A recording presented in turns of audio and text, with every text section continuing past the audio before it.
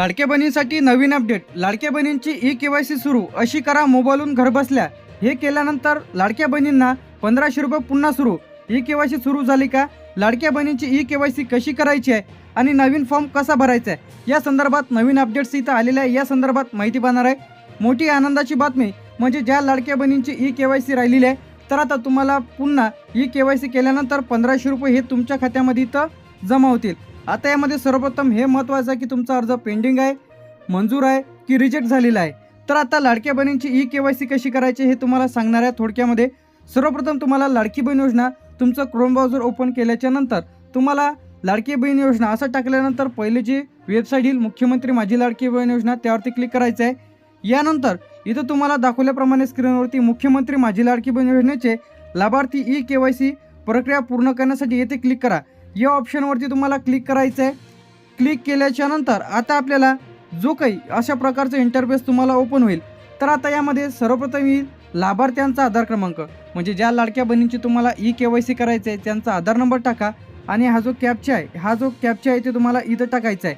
Captcha टाकल्यानंतर इथं तुम्हाला क्लिक करायचं आहे की मी सहमत आहे. कुठे क्लिक करायचं तुम्हाला?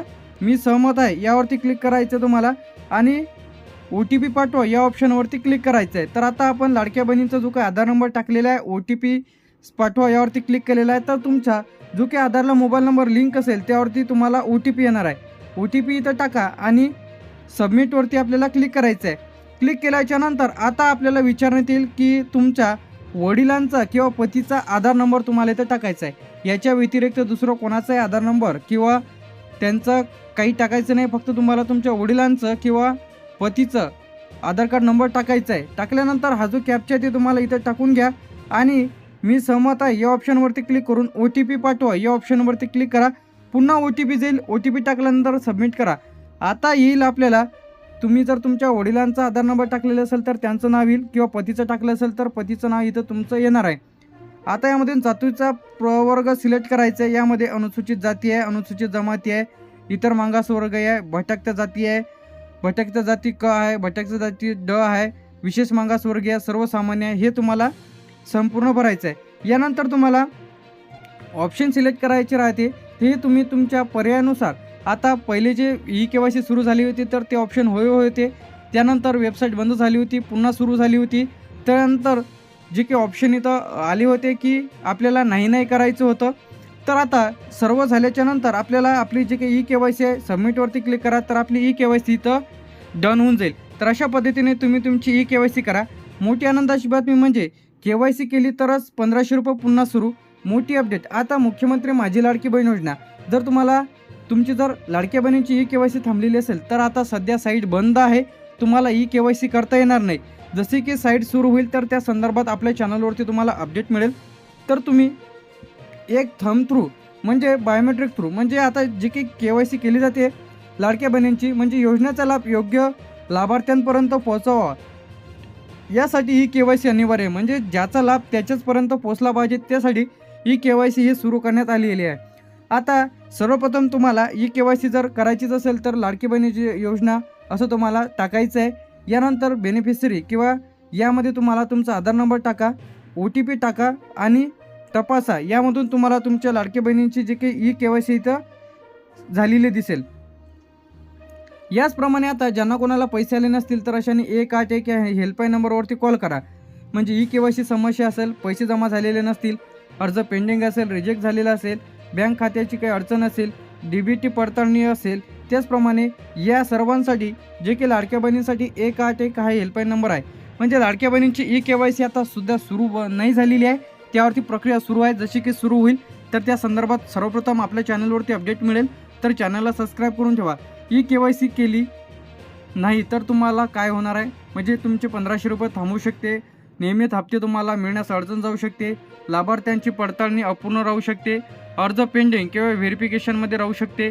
बँक खाते आधारशी जुळत नसल्यामुळे पेमेंट थांबू शकते.